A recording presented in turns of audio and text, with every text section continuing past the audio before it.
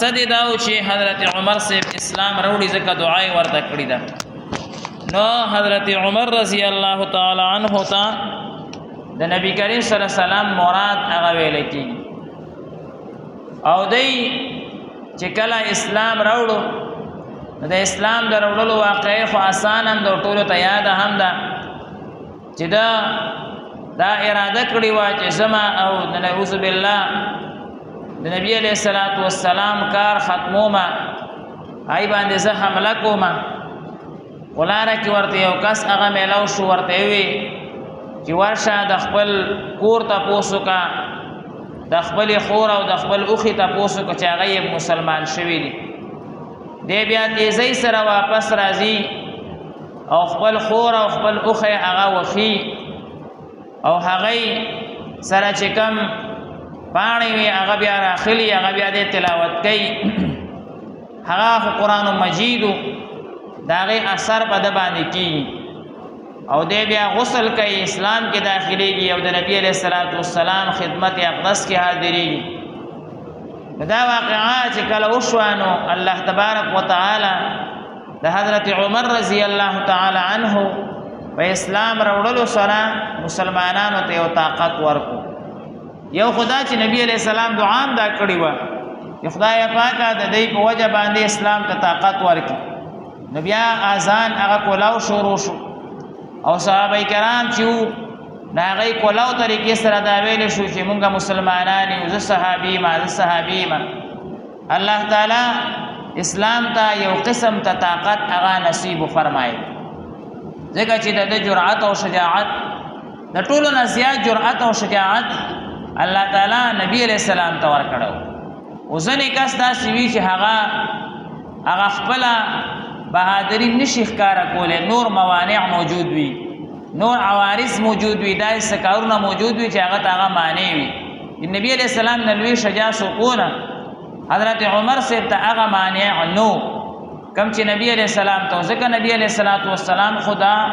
حسن اخلاق او د بهترین اخلاق مجموعه وا. بهرحال حضرت عمر رضی الله تعالی عنہ په اسلام راوړلو سره اسلام ته الله تبارک وتعالى یو ګنا طاقت هغه نصیب فرمایلو. د دې خلافت هم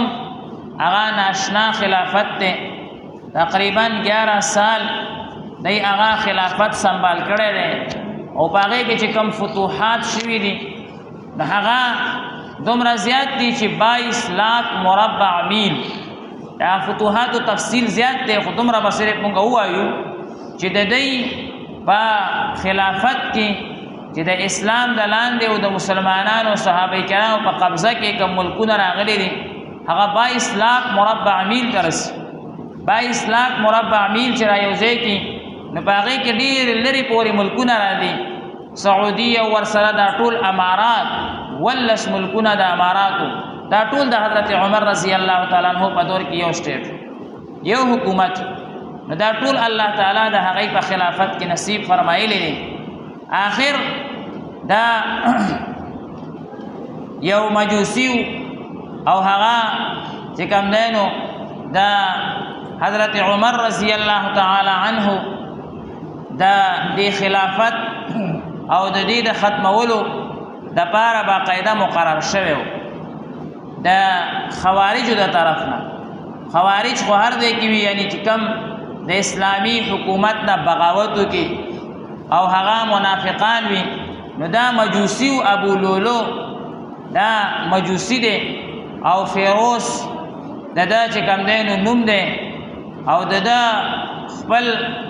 باقاعده اوسم قبر جوړ شوی دی ایران کې او شیعاګانو په د باندې یو ډیر لوی ګمبد جوړ کړای کتا سو پنيټ کې سرچ کړئ نو د ګمبد پتا سو وی نه او شیعاګان التزی باقاعده د غزه عبادت کوي د غزه طواف کوي لکه څنګه چې دلته زیارتونه وي نو داسې د ابو لولو مجوسی فیروز د هغه یو لوی مزار د ظالمانو هغه جوړ کړی دی. د سحر په موس کې حضرت عمر رضی الله تعالی عنہ د سحر مستاسفونه سیکول 26 ذوالحجه باندې 26 ذوالحجه او د بود رضوا او په دغه ټیم کې د ظالم یو چاړه لاس کې نیولې وه چې هغه چاړه دواړو طرفو ته چلېده. دواړو طرفو ته معنا دا چې دواړو طرفو ته د هغې غټه توره وه، هغه د پټه بډه باندې والي وه او میس کې لاس کې او ډارې کې په حضرت عمر صاحب باندې حمله وکړه. دی په صف کې ولاړو دا ظالم. حضرت عمر رضی الله تعالی عنه یې په خېټه ووالو ډېر سخت او بیا یې هغه مسلسل چلوله، دواړو طرفو ته چلېده. ډېر صحابه کرام په هغې کې زخمي او شهیدان هم شوه. حضرت عمر رضی الله تعالی عنه را پرېوتو، لیکن دغه ټایم کې لا هوش شته دی، نو ډارې کې ووي الصلا مونځ ته بل کس مخکې شئ، مونځ ته بل کس مخکې شئ. کتابونو کې لیکلي شوي چې عبدالرحمن چې د عمر رضی الله تعالی عنه زوی دی هغه زر مونځ ته مخکې شو. حضرت عمر صاحب ما پرېږدئ خو چې مونځ قضا نه شي، مونځ قضا نه شي. دومره زیات د مونځ پابند او بیا په خپله باندې هم کوشش یې کولو، خو لیکن د ودرېدو نه و. درې ورځې جمدی و په یکم محرم باندې په اسلامي میاشت کې په اولني محرم باندې د دوی د شهادت ټیم قریب هغه راورسېدو. نو دی یو څو وصیتونه مو وکړه او یو درخواست هغه ښکاره وصیتونه یې خدا کړو چې مونځ به په هېڅ حالت کې هغه نه پرېږدئ، په تاسو باندې هر کیفیت راشي مونځ به هغه نه پرېږدئ. دویم وصیت یې هغه دا کړو چې د ما نه پس چې خلیفه مقرروئ نو اوس شورا مقرر کړئ، خلیفه مقرر کړئ او حضرت عثمان رضی الله تعالی عنه زما خوښ دی، هغه ته خلافت ورکړی شي نو ښه به. او دریم هغه یې دا ویلي چې عدل انصاف د هغې واګې پرې نه دی، عدل او د انصاف د هغې واګې پرې نه دی. او څلورم یې دا ویلي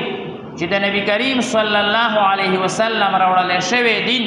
هغه په هیڅ حالت کې د هیڅ چا دپاره مه پرېږدئ، که ستاسو زوی وي، که ستاسو ورور وي، که هر څوک او هغه باندې راله نو دا به نه وایي چې زما په زوی باندې راله اوس په دې دین کې تبدیلي راولو، یا زما په پلار باندې راله په دې دین کې نه، په هر چا چې راله د هر چا مطابق د نبی کریم صلی الله علیه وسلم دین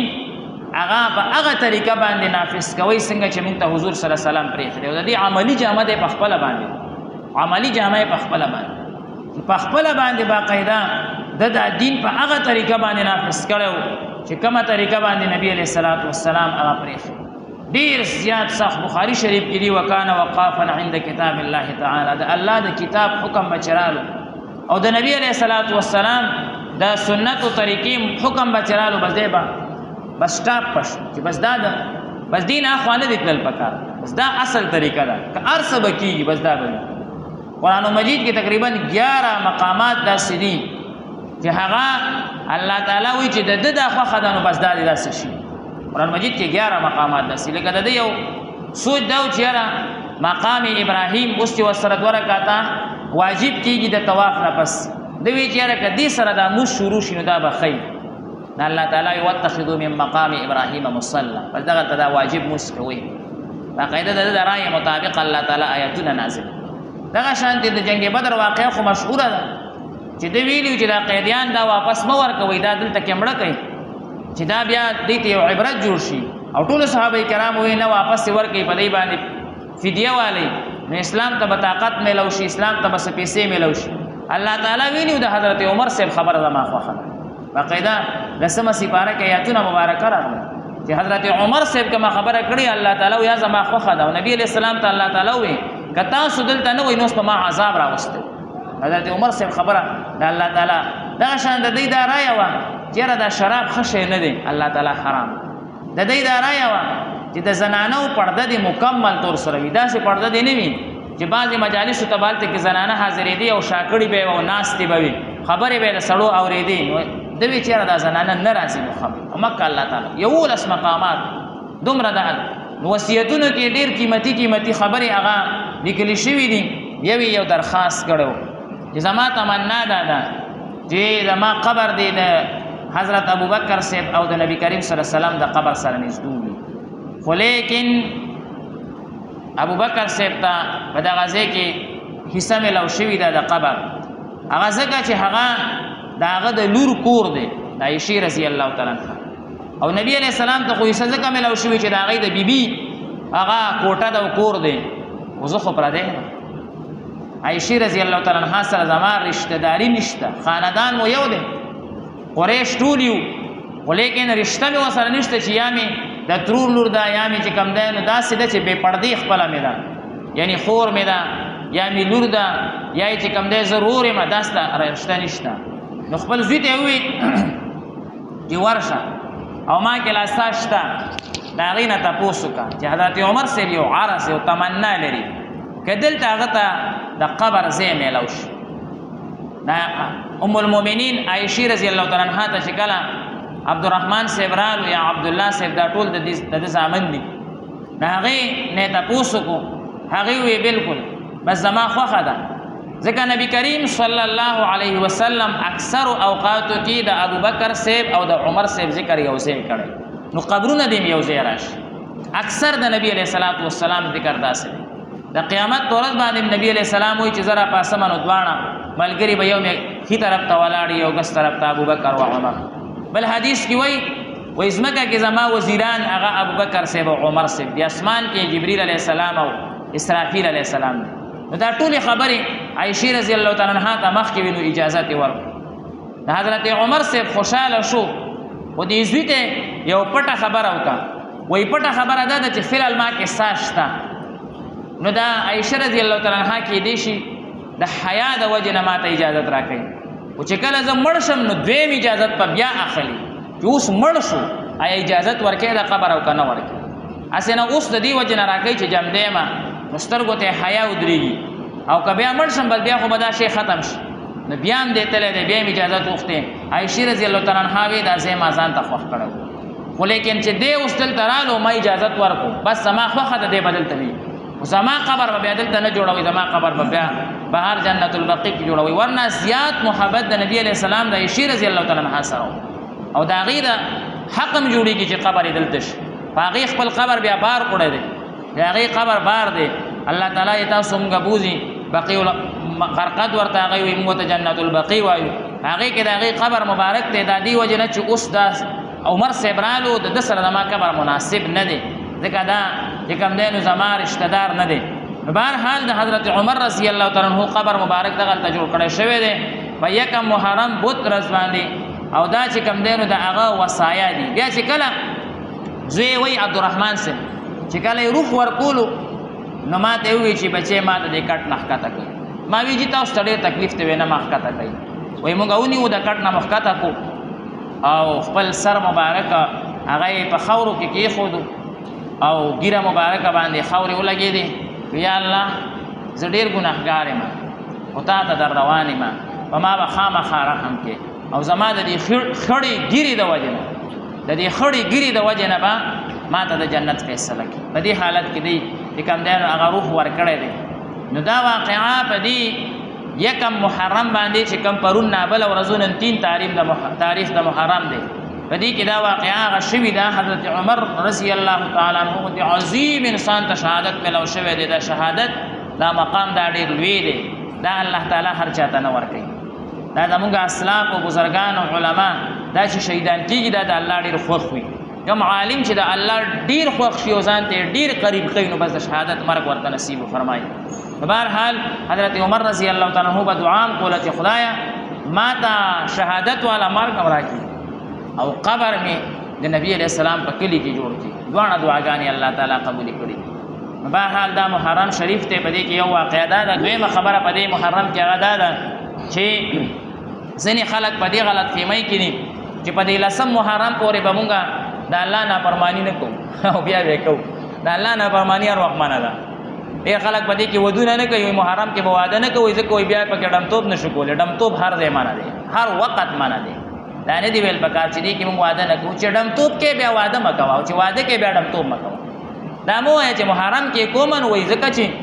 محرم کې ډمتوب نشم کولی محرم نه دا ټولې میاشتې د الله تعالی د حرمت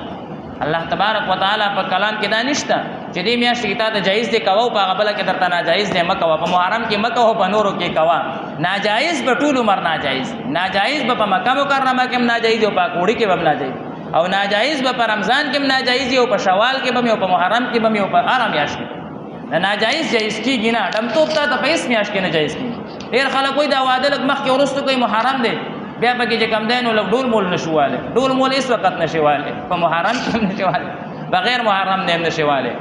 بهرحال دا غلط عقیده ده غلط سوچ دی ډېر کسان مونږ ته محرم شروع شوی دی که نه نو دې سره څه کار دی مونږ ته پته وي دغه کار مې دی ورسره چې یاره واده کوو چې دې کوي تاریخ کې نه دوی ځکه بیا څه کولی نه شو څه کولی معنا دا ده چې د الله نافرماني نه شو کولی د الله نافرماني هر وخت د الله نافرماني دویمه او دریمه خبره هغه چې کوم دی نو دا ده چې د لسم محرم روجه په دې کې مخکې فرض وه په مسلمانانو باندې فرض وه د رمضان روجې چې تر څو نه وي فرض شوې د لسم محرم روجه فرض وه خو دا یاد وساتئ د لسم محرم روجه فرض د دې وجې نه وه چې دا موسی علیه السلام ته په دې باندې نجات ملو شوی